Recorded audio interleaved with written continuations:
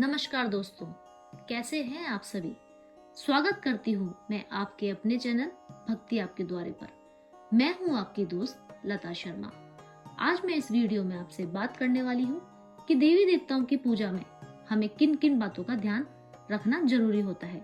तो आइए जानते हैं हमें किन बातों का ध्यान रखना जरूरी है। देवी देवताओं को पूजने से मन को शांति मिलती है और घर से दुख दर्द दूर होते हैं।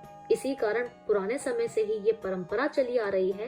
कहते भी हैं कि जब कुछ समझ में ना आए तो सब भगवान पर छोड़ देना चाहिए, तो सब अच्छा ही होगा।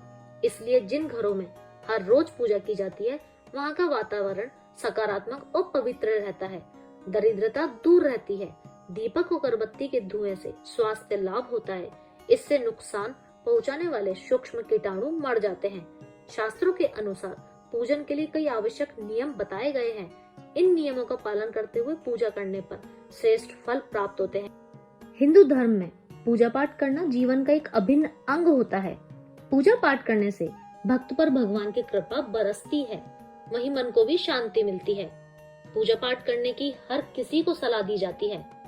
जो भी भक्त सच्चे मन से भगवान की पूजा करते हैं उन पर भगवान की कृपा बरसती है।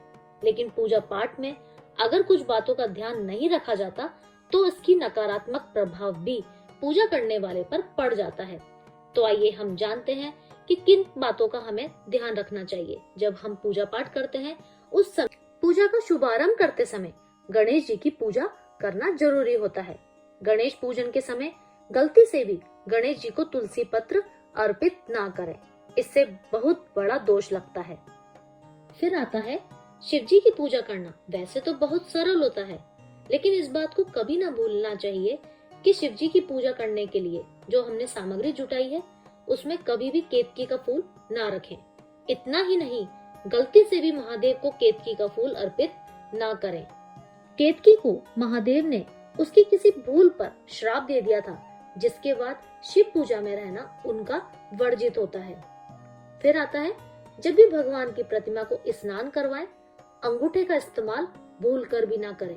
अपनी उंगलियों का ही प्रयोग करें, नहीं तो भगवान रूठ जाते हैं और इससे घर में विपत्ति भी आ सकती है।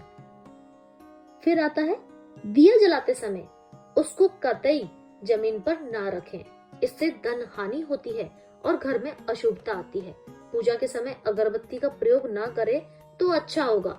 अगरबत्ती बांस की लकड़ियों से बनती है और बांस की लकड़ियों का प्रयोग अंतिम संस्कार में किया जाता है, जिससे पूजा में अगरबत्ती का प्रयोग करना वर्जित होता है। फिर आता है रविवार के दिन कभी भी तुलसी देवी के पत्ते को ना तोड़ें। ऐसा करने से भगवान विष्णु बहुत अधिक अप्रसन्न हो जाते हैं।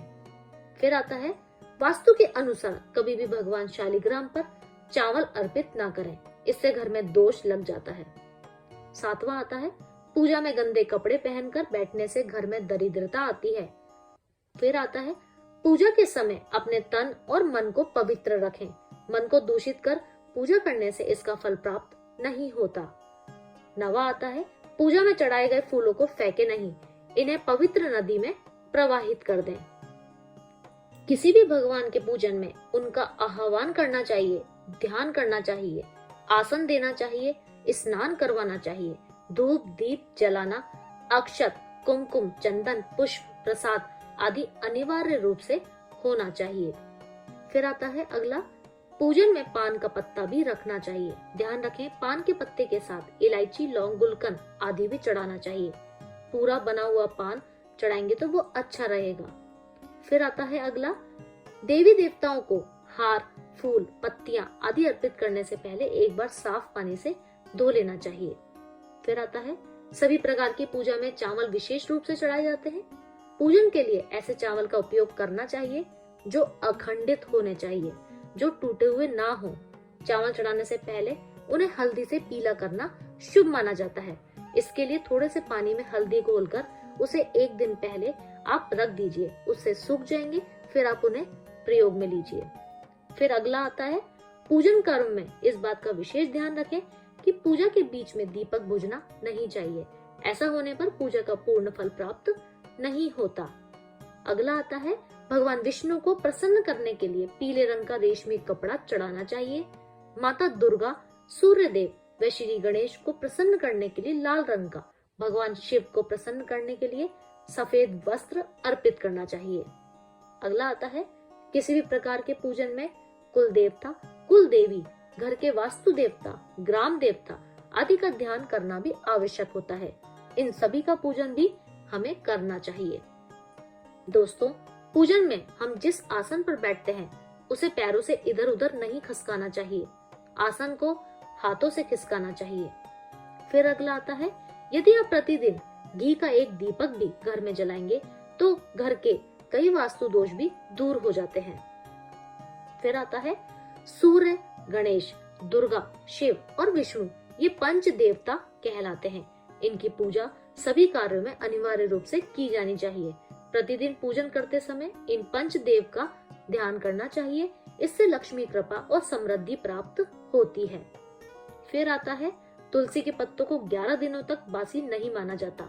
इसकी पत्तियों पर हर रोज जल छिड़ककर पुनः भगवान को अर्पित किया जा सकता है। फिर आता है, दीपक हमेशा भगवान की प्रतिमा के ठीक सामने लगाना चाहिए। कभी भी भगवान की प्रतिमा के इधर उधर दीपक नहीं लगाना चाहिए। फिर आता है, घी के दीपक के लिए सफेद रुई की बत्ती उपयोग किया जाना चाहिए, जबकि तेल के दीपक के लिए लाल धागे की बत्ती को श्रेष्ठ माना जाता है। अगला आता है, पूजन में कभी भी खंडित दीपक नहीं जलाना चाहिए। धार्मिक कार्यों में खंडित सामग्री शुभ नहीं मानी जाती। फिर आता है अगला, शिव जी को बेलपत्र अवश्य चढ़ाएं और किसी भी पूजा में मनोकामना की सफलता के लिए अपनी इच्छा के अनुसार भगवान को दक्षिणा अवश्य चढ़ानी चाहिए, दान करना चाहिए। दक्षिणा अर्पित करते समय अपने दोषों को छोड़ने का संकल्प लेना चाहिए। दोषों को जल्दी से जल्दी छोड़ने पर मनोकामनाएं अवश्य पूर्ण होती हैं। इन सभी नियमों का पालन करते हुए पूजा करने से श्रेष्ठ फल प्राप्त होते हैं। महालक्ष्मी सहित सभी देवी देवताओं की कृपा मिलती है। हम जानते हैं कुछ नियम के बारे में जो घर के मंदिर में पूजा करते समय हमें ध्यान रखने चाहिए। तो चलिए, आज के लिए बस इतना ही। और अगर आपको मेरी दी हुई जानकारी पसंद आई हो तो मेरी वीडियो को लाइक एंड चैनल को सब्सक्राइब जरूर कीजिएगा। जब तक के लिए राधे राधे।